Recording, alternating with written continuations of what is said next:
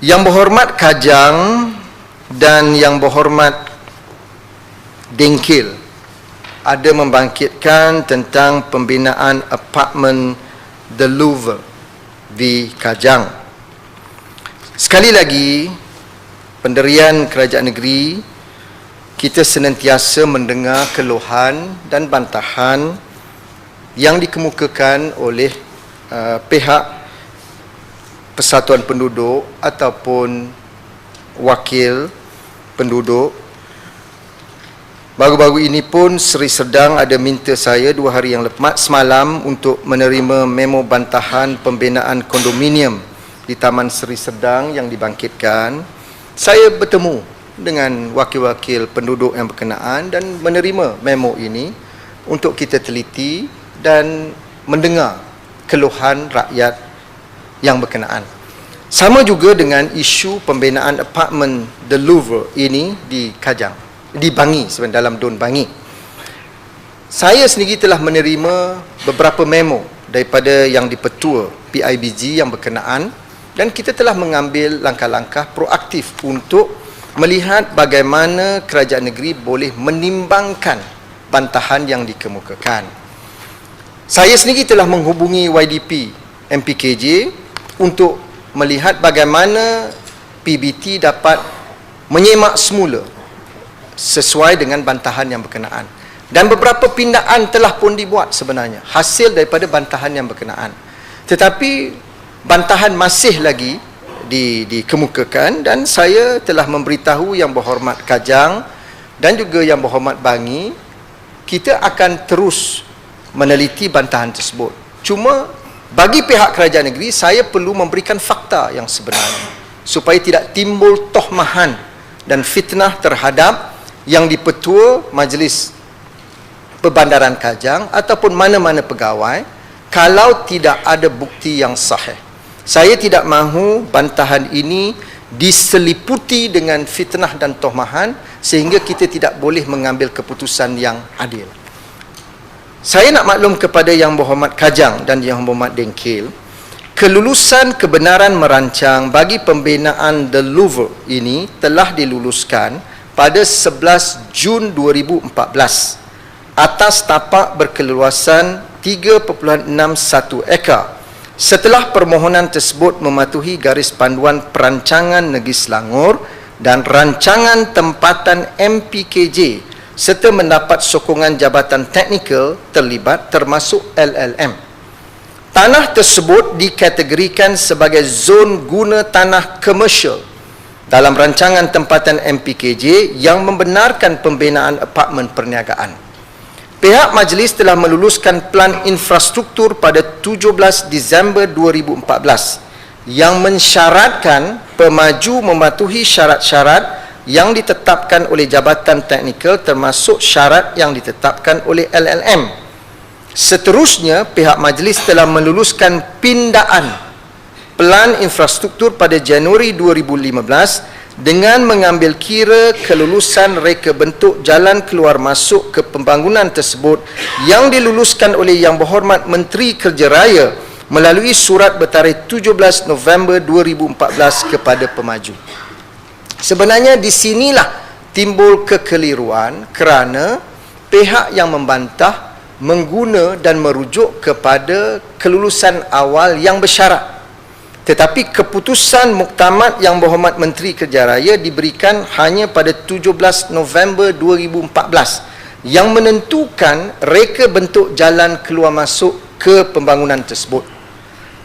Pemaju sebenarnya tidak bersetuju dengan keputusan LLM dan telah mengemukakan rayuan untuk meminda jalan keluar masuk. Tetapi LLM masih mengekalkan reka bentuk asal yang diluluskan pada 17 November 2014. Maka pemaju akhirnya akur dengan reka bentuk jalan keluar masuk tersebut sebagaimana yang diluluskan oleh LLM dan memenuhi syarat yang ditetapkan oleh MPKJ. Kelulusan Pelan Infra tersebut mensyaratkan pemaju melebarkan jalan sedia ada di hadapan sekolah daripada 1 lorong kepada 2 lorong, 2 hala yang akan mengurangkan kesesakan lalu lintas setelah pembinaan apartmen siap. Pihak majlis yakin pelebaran jalan ini memberi lebih keselesaan dan keselamatan kepada guru dan ibu bapa yang menggunakan laluan tersebut berbanding jalan keluar masuk sedia ada yang sempit dan berbahaya. Pemaju ini telah dikenakan arahan berhenti kerja sejak 22 April 2015 atas sebab pemaju tidak mematuhi beberapa syarat kelulusan Plan Infra dan syarat kelulusan Plan Bangunan yang diluluskan oleh MPKJ.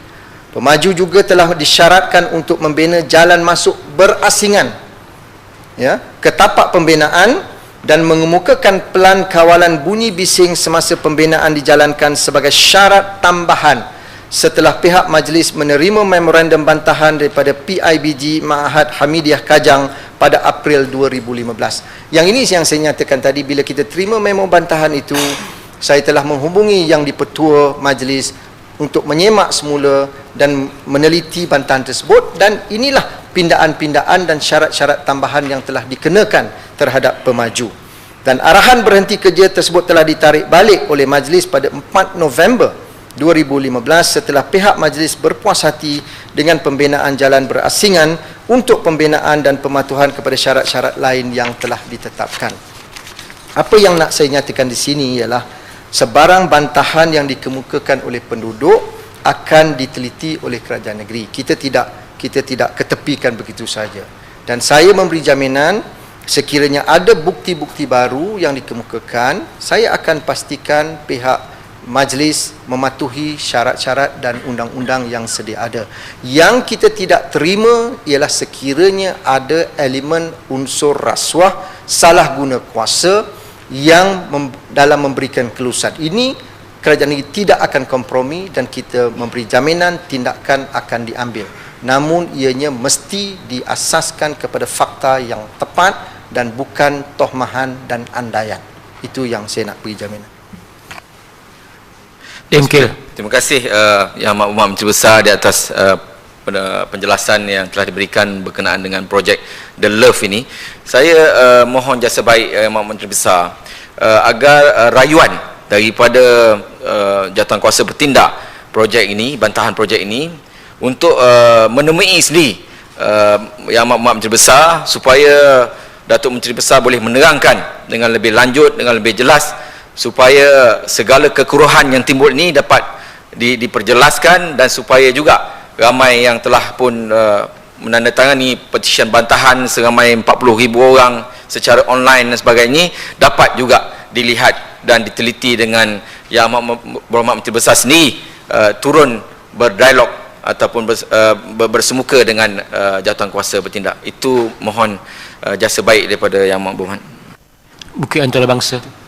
Terima kasih Yang Berhormat Dengkil. Saya boleh terima pandangan tersebut. Cuma jangan itu dijadikan alasan untuk menafikan fakta yang telah saya bentangkan tadi. Sebenarnya sama ada saya ataupun ahli-ahli Majlis Mesyuarat Kerajaan Negeri, kita terbuka, kita terima semua pertemuan dalam bentuk pertemuan peribadi ataupun delegasi ataupun dialog ataupun memorandum. Saya boleh bagi banyak contoh, ya. Soal sebagai contoh Dash, saya bertemu dengan Say No to Dash, dengan ahli parlimen, dengan ADUN. Saya bertemu Say No to KIDEX, saya bertemu semua. Jadi mungkin pada ketika itu dalam kesesakan jadual kita tak sempat, tetapi saya mengakui tadi saya sendiri yang menghubungi yang di-Pertua Majlis Perbandaran Kajang, dan saya minta supaya memo itu diteliti segera, kerana mungkin untuk menetapkan tarikh pertemuan itu mengambil masa. Saya nak perkara ini diselesaikan segera. Saya tahulah Yang Berhormat Dengkil telah mengutip 40,000 tanda tangan, termasuk ahli-ahli alumni. Kali pertama saya dengar bantahan boleh juga disertai oleh alumni. Sepatutnya biarlah penduduk yang terkesan dengan pembangunan itu. Tapi tak apalah, maknanya jiwa Yang Berhormat itu baik, niat baik untuk membantu, dan kerajaan negeri pun niat baik untuk membantu.